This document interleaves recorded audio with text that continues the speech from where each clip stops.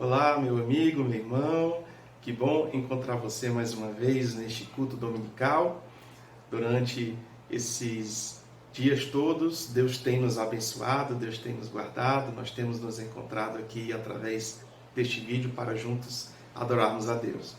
Espero que você e a sua família estejam bem e espero que você realmente nesse tempo tenha aprendido mais do nosso Deus, que você tenha aumentado a sua relação, que a sua intimidade com Deus tenha aumentado, porque Deus busca corações que o desejam.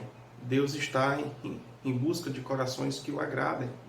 Lá em 2 Crônicas, capítulo 16 e versículo 9, está escrito que que os olhos de Deus andam por toda a terra em busca de corações que sejam agradáveis a Ele.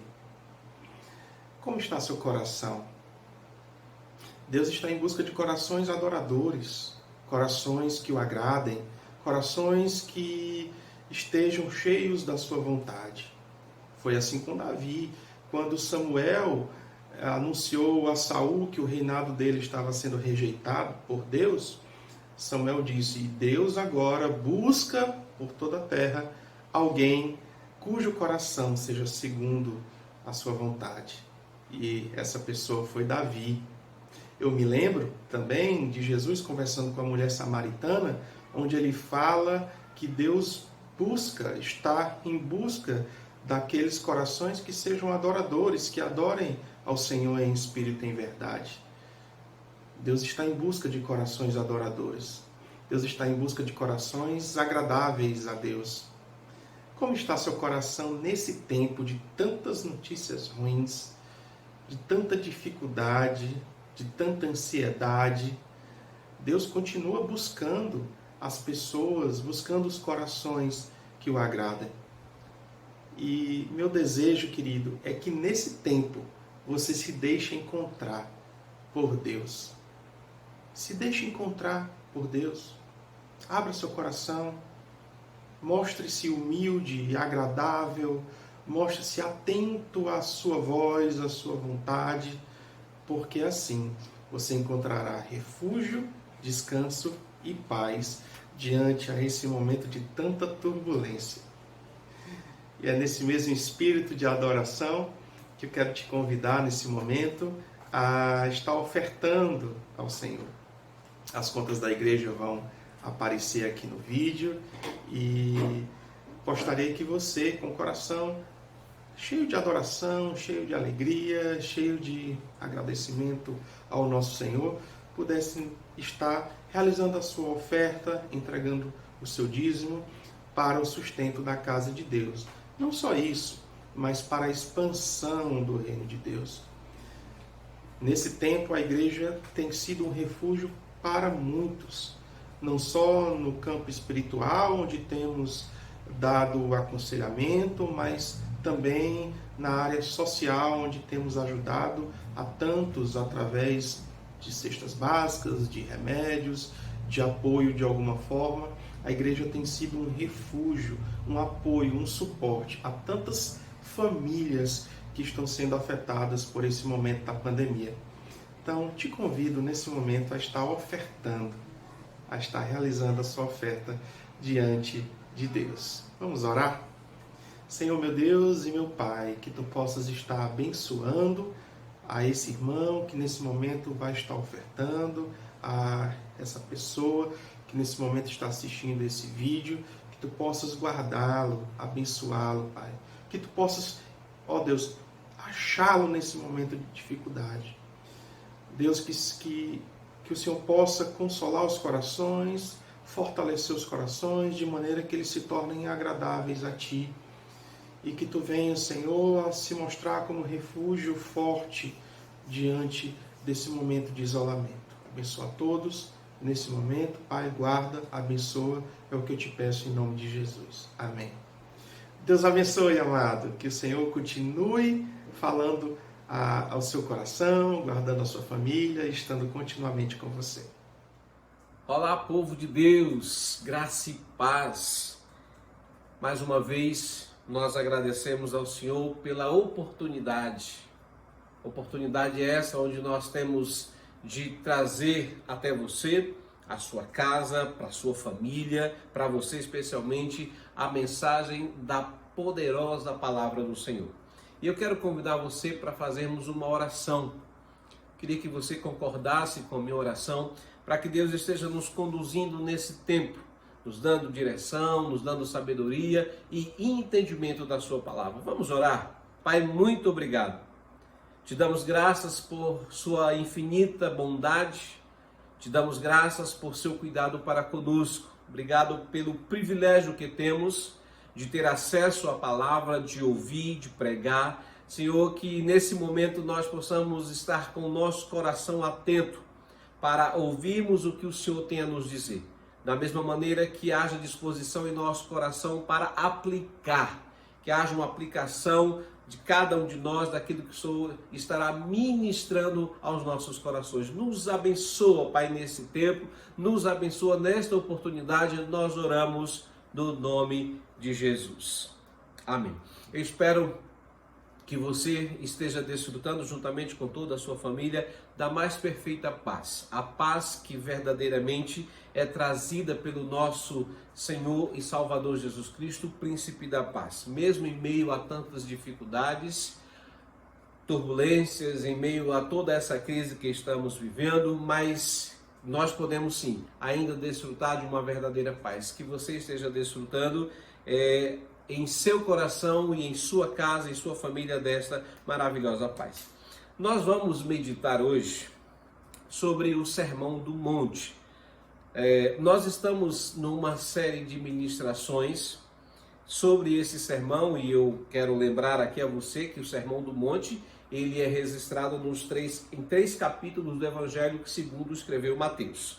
Capítulo 5, 6 e 7. O nosso objetivo, se Deus nos permitir, é nós meditarmos, de maneira contínua, gradativa, em cada ponto do Sermão do Monte. O sermão mais excelente de todos os tempos, porque fora pregado pelo pregador de mais excelência que já existiu sobre a face da terra, que foi o nosso Senhor Jesus Cristo.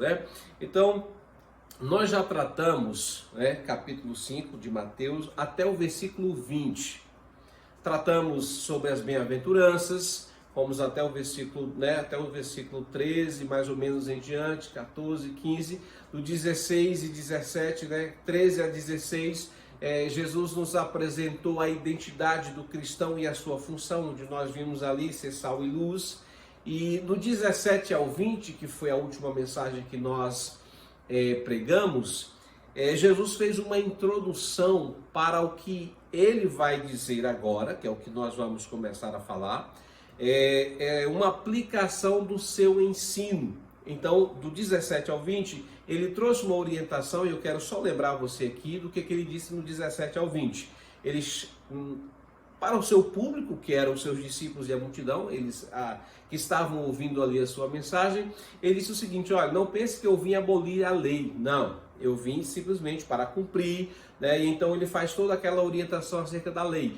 Ele diz para os discípulos o seguinte: olha, o que eu vou ensinar está completamente em harmonia com aquilo que o Antigo Testamento apresenta, com a lei que foi dada por intermédio de Moisés. Tá? A diferença, o que vai divergir, é o que o Senhor trazia em detrimento daquilo que era ensinado pelos escribas e fariseus. E ele encerra essa parte orientando os discípulos, fazendo um grande desafio. Imagine só, porque para aquela época, para os judeus, os escribas e fariseus eram, digamos assim, os especialistas tanto no entendimento, na interpretação e na vivência da lei. E Jesus faz um desafio aos seus discípulos no versículo 20 de Mateus 5, dizendo: olha, se a justiça de vocês não exceder a dos escribas e fariseus, vocês não entrarão no reino dos céus. Interessante, né? Imagine como é que os discípulos receberam essa orientação. Chegar perto de um fariseu, a um nível de vida deles, que era um nível inatingível, inalcançável, já era alguma coisa. Agora, o desafio de Jesus era que eles deveriam ultrapassar esse modo de vida. Quando está falando aqui de justiça, o que Mateus vem trazendo, é bom lembrar que ele está falando de um padrão de vida em conformidade com aquilo que é vontade do Senhor. A justiça está tratando especificamente sobre isso. Mas o nosso texto que nós vamos trabalhar hoje é a partir do versículo 21, Mateus, capítulo 5, versículo 21 até o versículo 30. Essa é a nossa, pretendemos tratar pelo menos esses dois exemplos que ele vai ilustrar, ele vai trazer ilustrações daquilo que ele estava falando no versículo 17, ok? Então vamos ler o texto. Versículo 21. Vocês ouviram o que foi dito aos antigos, não mate. E ainda, quem matar estará sujeito a julgamento. Versículo 22. Eu, porém, lhes digo que todo aquele que se irá contra o seu irmão estará sujeito a julgamento, e quem insultar o seu irmão estará sujeito a julgamento do tribunal. Quem o chamar de tolo está sujeito ao inferno de fogo. Portanto, se você estiver trazendo a sua oferta ao altar, e lá se lembrar que seu irmão tem alguma coisa contra você, deixe diante do altar a sua oferta e vá primeiro reconciliar-se com seu irmão. Então volte e faça a sua oferta. Entre em acordo sem demora com o seu adversário, enquanto você está com ele a caminho, para que o adversário não entregue você ao juiz, o juiz entregue você ao oficial de justiça e você será jogado na prisão. Em verdade lhe digo que você não sairá dali enquanto não pagar o último centavo. Esse é o primeiro exemplo e nós vamos ler o segundo, que ele vai apresentar aqui. Versículo 27. Vocês ouviram o que foi dito, não cometa adultério. Eu, porém, lhes digo, todo aquele que olhar para uma mulher com intenção impura, já cometeu adultério com ela, no seu coração. Se o seu olho direito leva você a tropeçar, arranque-o e jogue-o fora, pois é preferível você perder uma parte do seu corpo do que ter o corpo inteiro lançado no inferno. E se a sua mão direita leva você a tropeçar, corte-a e jogue-a fora, pois é preferível você perder uma parte do seu corpo do que o corpo inteiro para o inferno. Então, Mateus capítulo 5, versículo de 21 a 30. Jesus ele passa a apresentar aqui 6 exemplos acerca de sua interpretação da lei de Deus, O restante do capítulo 5 vai falar desses 6 exemplos. Nós vamos agora tratar sobre 2, onde ele vai fazer um paralelo entre a sua interpretação, entre a sua forma de apresentar a lei e a interpretação dos escribas e fariseus.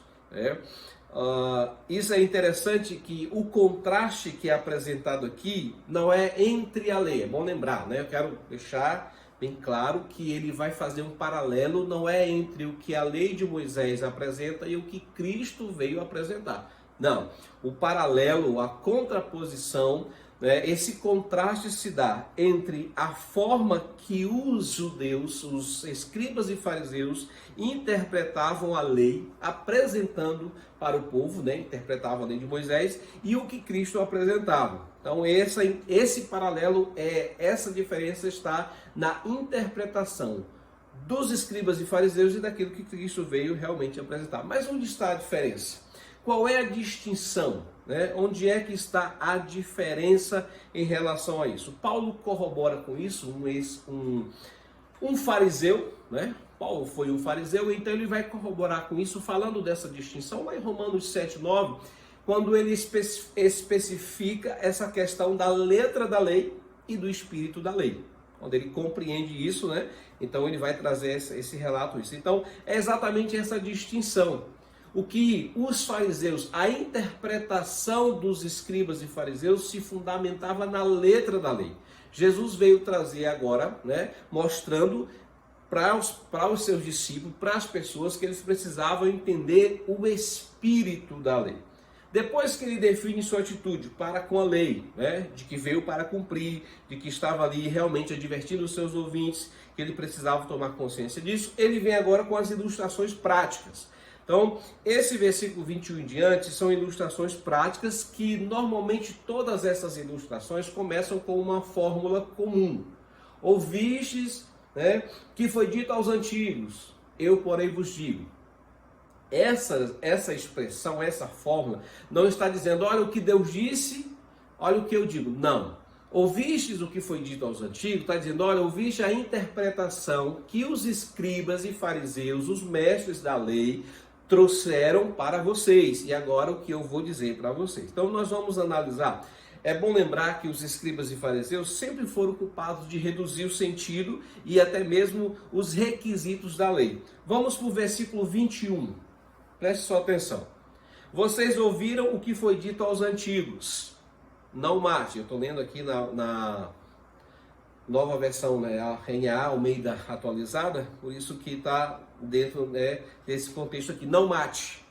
E ainda, quem matar estará sujeito a julgamento.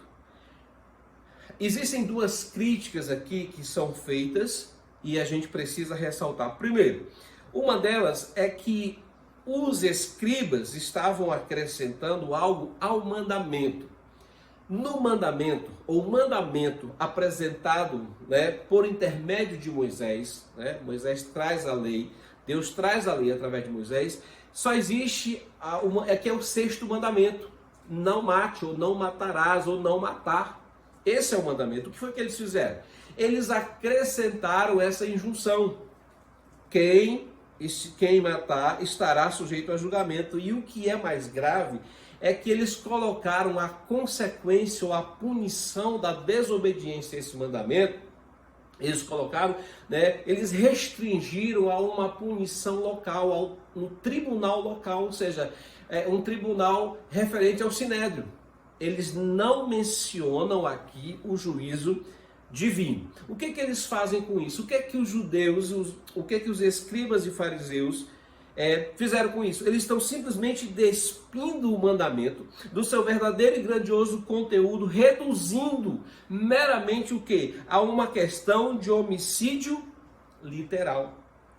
Aí nós temos aqui um comentário de Sproul, um teólogo norte-americano que já está com o senhor, bastante conhecido, de vários livros. Ele disse o seguinte, que quando a lei foi dada a Moisés, ela foi dada de maneira elíptica, de forma elíptica, e ele explica o que é isso. Ou seja, nem todo o conteúdo inerente ao mandamento foi expresso em palavras. Né? Essa é um comentário de Sproul. Ele diz que quando existem essas elipses na lei, isso significa que, além da proibição, a lei proíbe também o contexto mais profundo relacionado ao ato em questão. Ou seja, quando Deus diz que não devemos matar, isso consequentemente significa que nós não devemos fazer qualquer coisa que prejudique a vida do próximo. É essa interpretação, né, que o Senhor Jesus traz, diferente da interpretação dos escribas e fariseus, só que eles não entendiam dessa forma. Eles tinham reduzido a lei tudo numa questão legal, numa questão da mera letra da lei. Era esse o problema. Agora, por que eles faziam isso? Qual era a intenção deles? Ou seja, desta maneira, entendendo ou interpretando a lei apenas pela letra da lei, eles se sentiam tranquilos acerca da lei, né? No tocante a esse ponto, não se sentindo culpados de cometer tal delito. Então, na concepção deles, eles estavam o quê? Em plena obediência à lei de Moisés. Não sei se você lembra, em Lucas 18, narra a história do jovem rico, que quando se aproxima de Jesus, ele pergunta, né, faz aquela pergunta da vida eterna, e o Senhor vai falando dos mandamentos, ele diz assim, mas isso aí eu obedeço. Isso aí eu obedeço desde a minha mocidade. Ou seja, pela letra da lei, ele não tinha matado, ele não tinha roubado, ele não tinha adulterado. Beleza. Aí o Senhor faz uma pergunta e traz uma orientação para ele. Pega tudo que você tem, vende, dá aos pobres, vem e segue. Aí foi onde, né, ele foi confrontado com aquilo que de fato ele não estava vivendo. O Senhor vai retrucá-los exatamente. Ou seja, quando eles falavam não mate, porque se você matar você está sujeito a julgamento, aí o Senhor complementa. Olha o que ele vai dizer. Eu, porém, lhes digo que se você se irar contra o seu irmão, estará sujeito a julgamento. Insultar o seu irmão, estará sujeito a julgamento no tribunal. E se chamar de tolo, estará sujeito ao inferno de fogo. Olha interessante. Então, os fariseus tratavam a lei pela letra somente. Jesus vem trazer uma interpretação em relação ao espírito da lei. Então, nós, enquanto eu e você aceitarmos apenas a letra da lei, esquecendo assim do espírito, do seu conteúdo, do seu sentido, nós poderemos nos enganar. É muito fácil a gente se enganar. Por exemplo, se eu entendo a lei apenas pela letra da lei, o que vai acontecer? Então, beleza, eu não desobedeci, eu não quebrei o sexto mandamento, porque eu não matei ninguém. Só que enxergar a lei por esse ângulo é uma forma totalmente equivocada de interpretação.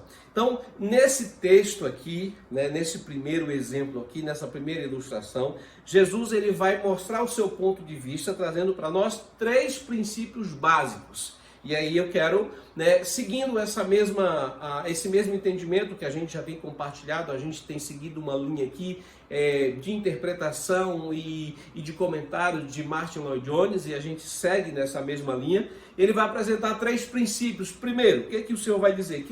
O que realmente importa é o espírito da lei e não somente a letra da lei. Esse é o primeiro princípio, ou seja, a letra da lei fala da literalidade do ato, é o ato em si, aquilo que se faz externamente. O espírito da lei fala da intencionalidade. O ato é importante? É, mas o que está por trás do ato é a motivação. Quando nós falamos de espírito da lei, nós estamos falando de motivação, nós estamos falando de intenção, daquilo que não está visível para o homem, mas está visível para Deus. Então, o que ele, no versículo 22, aí o que ele disse? O espírito da lei, não mate. Literalmente, né? Literal, não mate, ok. Quem matar está sujeito a julgamento. Aí no versículo 22, né, o Senhor vai ampliar a abrangência desse pecado. O Senhor vai dizer, peraí, não é assim não. Existem coisas que estão relacionadas a esse mandamento que têm praticamente a mesma consequência. Ou seja, quando eles entendem pela letra da lei, eles estão simplesmente resumindo, né, ali o homicídio a uma questão física. Só que Jesus está dizendo, olha, o homicídio não é apenas físico, literal, porque a ira sem motivo guardada no coração contra o irmão tem a mesma semelhança, é equivalente ao homicídio. É como se nós pudéssemos interpretar esse versículo assim: quem quer que se encolerize contra seu irmão, sem qualquer causa justa, corre o perigo de ficar sujeito a julgamento. Então, Jesus nesse contexto aqui está enfatizando de uma maneira muito contundente, né, muito incisivo, que o espírito da lei, tolerar a ira em nossos corações, de acordo com o que o Senhor nos ensina, é nos tornar culpados de algo que, à vista de Deus, equivale ao homicídio. Então, quando nós toleramos no nosso coração a ira contra o nosso irmão, quando nós alimentamos essa ira, de acordo com o que o Senhor nos ensina aqui, é nos tornar culpados de algo que, para Deus, equivale ao homicídio. É muito forte. Esse ensinamento é muito profundo, essa interpretação do Senhor. Quando nós nutrimos ressentimentos, nós odiamos, nós temos sentimentos desagradáveis e outros sentimentos negativos em relação a qualquer pessoa, sem qualquer motivo, isso é idêntico ao homicídio. Desprezo, zombaria, é isso que ele está dizendo no versículo 22 aqui. Eu, porém, lhes digo que todo aquele que se irá contra seu irmão estará sujeito a julgamento. Quem insultar o seu irmão estará sujeito a julgamento do tribunal. Quem chamar de tolo estará sujeito ao inferno de fogo. Veja a abrangência do pecado. Enquanto eles estavam contentes, como às vezes nós, se perguntássemos aí para nós, você já quebrou o sexto mandamento? Não, eu nunca matei ninguém. Não, eu nunca dei um tiro, eu nunca assassinei. Não, eu não sou assassino. Mas olha o que o Senhor está falando para mim e para você nesse momento. O assassinato, ele não envolve somente a destruição da vida física, como entendiam os fariseus, mas também envolve a tentativa da destruição de sua alma, de sua reputação, de seu espírito. quando nós denegrimos, quando nós falamos mal de uma pessoa, quando nós estamos acusando alguém, quando nós estamos denegrindo a imagem de uma pessoa, nós estamos destruindo a sua reputação. E desta feita, segundo a interpretação das Escrituras, nós estamos no mesmo nível, ou seja, praticando um homicídio contra essa pessoa. Dessa forma, o que a gente precisa entender? Como é difícil nós nos submetermos, nós cumprirmos a essa lei. A compreensão dos escribas e fariseus, para eles era viável, porque de uma certa forma eles se enganavam. Com essa maneira eles estavam se enganando, achando que eram justos diante da lei, porque eles não matavam, eles não roubavam, mas em compensação tudo aquele que tinha a ver com o ato em si, como vem a interpretação, eles estavam completamente em desobediência. Então o Senhor nos ensina um princípio, para mim e para você, que o mais importante é o espírito da lei. O mais importante é o espírito da lei do que a letra da lei. Tá? Então isso é o que ele nos ensina, mas tem um outro princípio que ele vai nos ensinar. Segundo princípio, nossa atitude não deve ser apenas negativa, e sim positiva. Versículo 23 e 24. Acompanhe comigo. Portanto, se você estiver trazendo a sua oferta ao altar, e lá se lembrar que o seu irmão tem alguma coisa contra você, deixe diante do altar a sua oferta, e vá primeiro reconciliar-se com seu irmão, e então volte e faça a sua oferta. Veja como é interessante. Ao enfatizar o aspecto negativo, ele passa a considerar o lado positivo. Existe o aspecto negativo, mas existe o aspecto positivo da lei. Ou seja, o aspecto negativo é de nós não abrigarmos sentimentos em nosso coração, sentimentos homicidas, malignos, contra as pessoas. Mas também esse mesmo mandamento, ele nos conduz, ele nos orienta, ele nos direciona de maneira a nós darmos passos positivos para que haja uma reconciliação com o nosso irmão. Aqui um problema de, na maioria das vezes, nós ficarmos apenas na parte negativa. Eu não tenho isso, eu não faço isso, então beleza. Nós temos sim a obrigação de dar os passos necessários para remover esta causa da dificuldade. Nesses versos 23 e 24, você pode aí voltar à sua Bíblia, nós vamos ver aqui um perigo. Jesus vai nos lembrar, versículo 23, vai nos lembrar de que nós corremos um perigo extremamente sutil e que é ameaçador à nossa vida espiritual. Ou seja, aquele perigo de nós tentarmos fazer uma expiação por nossa falta, trazendo um certo equilíbrio daquilo do mal com o bem. Ou seja, existe aquela coisa negativa, mas eu faço muitas coisas boas. Eu apresento muitos sacrifícios, Nós estamos aqui tentando trazer sacrifícios cerimoniais na tentativa de encobrir alguma falha moral. Essa era a especialidade dos fariseus. Por isso que o contexto de religiosidade deles era pejorativo. A religiosidade deles era oca. Por quê? Porque eles eram especialistas. Se alguém tinha habilidade na questão religiosa, era eles. Frequentavam o templo diversas vezes, faziam os seus rituais, as suas práticas devocionais, as suas esmolas, as suas orações.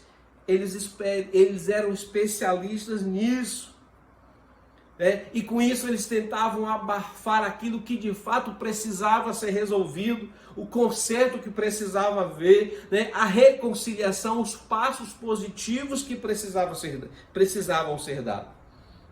Nessa questão, versículo 23, portanto, se você estiver trazendo a sua oferta ao altar, escute só, portanto, se você estiver trazendo a sua oferta ao altar, e lá se lembrar que o seu irmão tem alguma coisa contra você, deixe diante do altar a sua oferta, vá primeiro reconciliar-se com o seu irmão, e então volte e faça a sua oferta.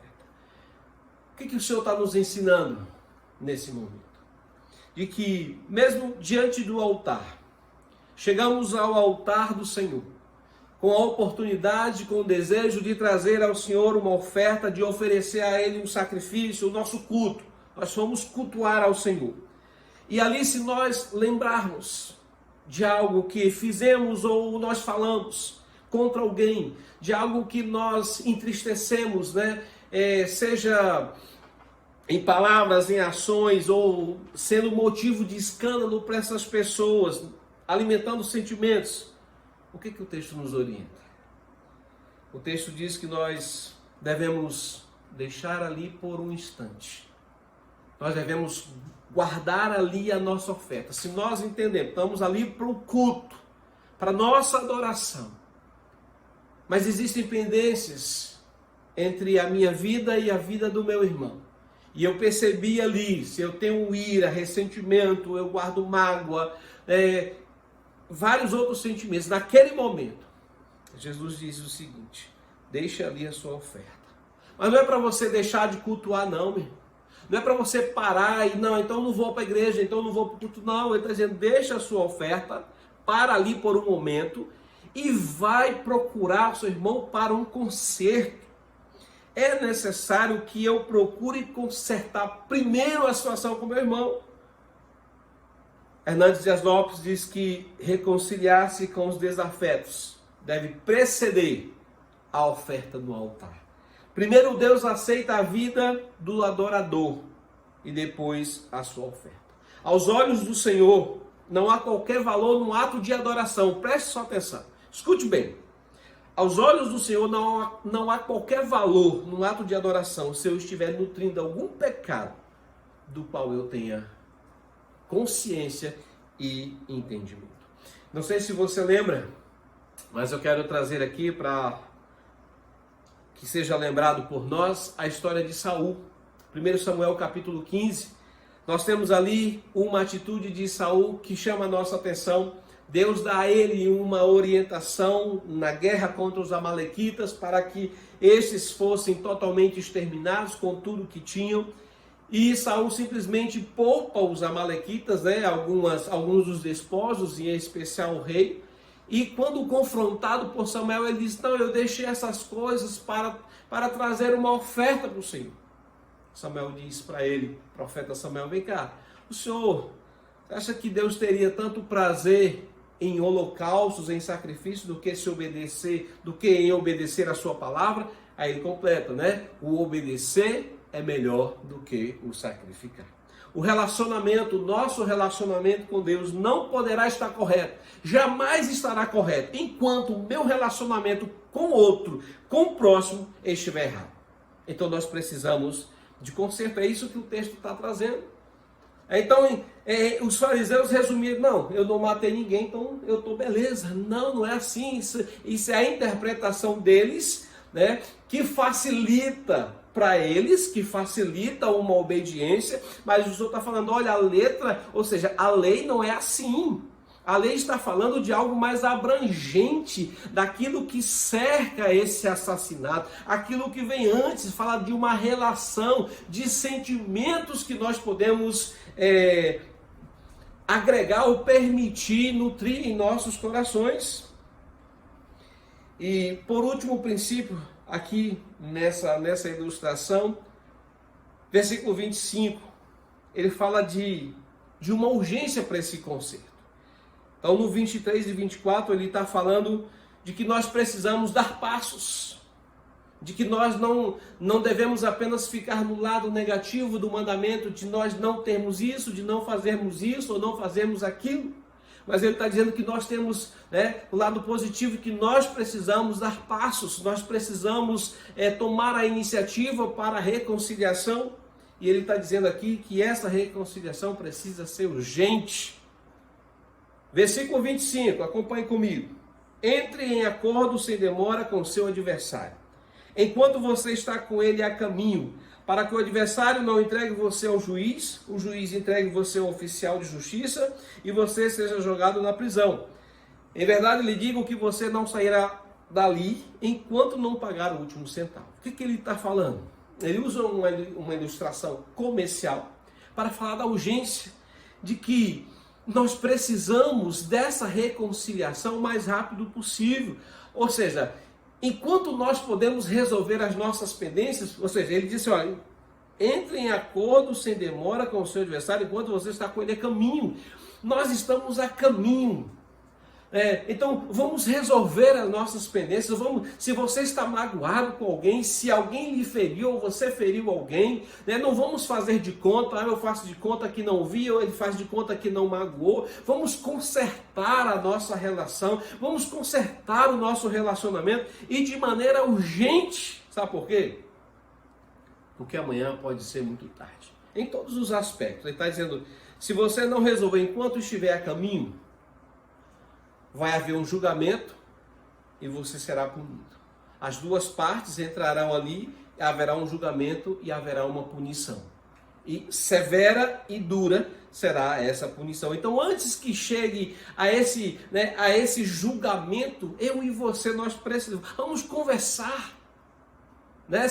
Se você foi o ofensor, então peça perdão ao Senhor, e você feriu alguém, procure essa pessoa o mais rápido possível. Se você foi o ofendido, libere perdão, não espere que a pessoa chegue até você. Dê passos diante do Senhor para dizer, Senhor, eu libero perdão. Isso aqui também está tratando sobre perdão, e isso aqui é extremamente importante. E é isso que o Senhor quer trazer para nós. Então, nesse primeiro exemplo, nessa primeira ilustração, ele traz 3 princípios para nós. Falando do seu contraste em relação aos escribas e fariseus. Primeiro ele diz que o que mais importa é o espírito da lei e não a letra da lei. Segundo, que o aspecto do mandamento não é apenas o negativo, mas tem o positivo, aquilo que nós devemos fazer e não só aquilo que nós não devemos fazer. E terceiro, ele fala de uma urgência que nós precisamos ter. Por quê? Por causa do nosso relacionamento com o Senhor. Esse é o primeiro exemplo, mas nós vamos para o segundo.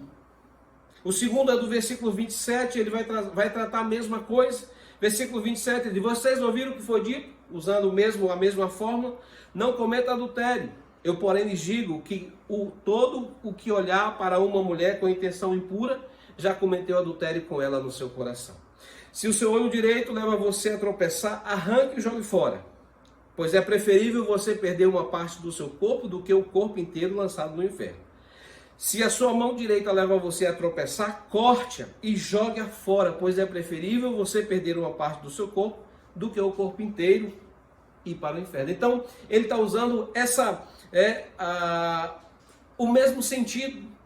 Para os escribas e fariseus, o adultério, talvez para você, para muita gente, tem muita gente que acha que o adultério é apenas você ir para a cama com uma mulher, você adulterar fisicamente, você ter um ato fisicamente.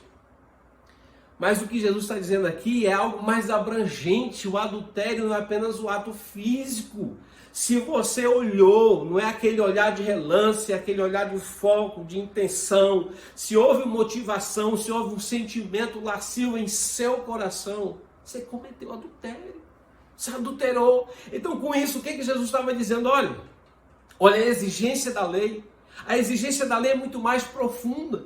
E ele diz para eles, então o que você tem que fazer? Se é uma ação radical, nós precisamos de uma postura radical. Existem diversas interpretações sobre esse texto 29 e 30.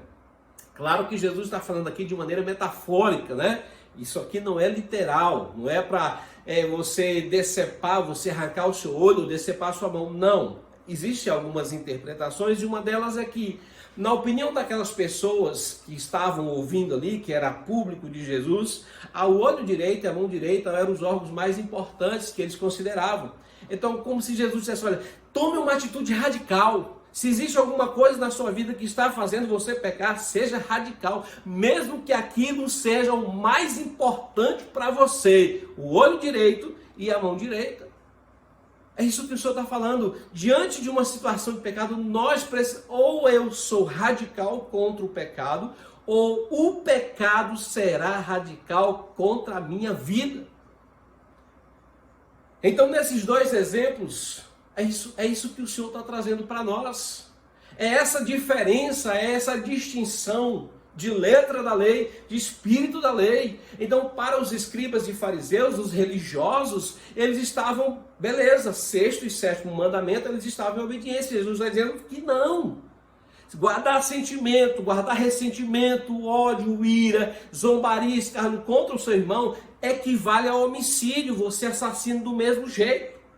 Se você olha para uma mulher com a intenção impura, desejo lascivo, você está adulterando do mesmo jeito. Então quebrou o mandamento. E com isso, ele estava chamando a atenção dos seus discípulos, para que os seus discípulos vivessem uma vida diferente daquilo que era vivenciado pelos escribas e fariseus. Então nós vamos, por hoje, encerrar nessas duas ilustrações. Na próxima mensagem nós continuaremos as outras, ainda faltam 4, né? São 4 até o final do capítulo 5, que fala sobre o divórcio, o juramento, vingança e do amor ao próximo. Vamos ver se na próxima mensagem, a gente sintetiza para nós finalizarmos, né, a interpretação deles e como é que Jesus nos ensina, como é que a coisa deve acontecer. É o ensinamento do Senhor, a interpretação do Senhor de maneira autêntica daquilo que foi trazido por Moisés. Ou seja, isso aqui está em concordância com o ensino do Antigo Testamento. Mas, por hoje, nós vamos ficar nesses 2 exemplos. Como nós temos analisado a lei de Deus em nossa vida? Como é que eu e você temos nos relacionado com essa lei? Da maneira em que nós a interpretamos pela letra da lei ou pelo espírito da lei? Como é que nós temos lidado com isso? Como é que nós temos observado isso? Nós estamos mais preocupados com as nossas ações, com os nossos atos, ou com aquilo que está no nosso coração? O que Jesus queria dizer para eles, na verdade, é que o problema era no coração. O pecado estava no coração, a sujeira estava no coração, tudo isso brotava de dentro, não era o ato externo em si. Como podemos não ter matado, podemos não ter adulterado, mas certamente estamos infringindo esses 2 mandamentos quando nós nutrimos sentimentos negativos contra o outro e ao mesmo tempo quando nós temos olhar impuro em relação a uma mulher. É isso que o Senhor está dizendo. Quais são os nossos verdadeiros sentimentos de um para com os outros? E nós devemos tomar uma atitude urgente, rápida, sem demora, e consertar com o Senhor. Que o Senhor nos oriente. Esse é o ensinamento do Senhor para os seus discípulos. Jesus chama os seus discípulos ali e está dizendo, olha, eu vou trazer para vocês aqui, para que vocês entendam que por vocês, pela capacidade de vocês não têm condições de obedecer à lei. Isso deveria levar os discípulos a uma total dependência de Deus, o que era diferente na mentalidade dos fariseus. Que possamos entender isso, a gravidade, e quanto mais nós entendemos que nós somos incapazes de obedecer à lei do Senhor, mais dependentes nós devemos ser daquele que cumpriu a lei, daquele que é o fim da lei, daquele que obedeceu cabalmente a lei, nos submeter ao Senhor, porque nele nós podemos sim, nele nós podemos obedecer a tudo isso aqui. Que a graça do Senhor Jesus seja sobre a sua vida. Que o Senhor nos ajude a entender a cada dia a sua palavra.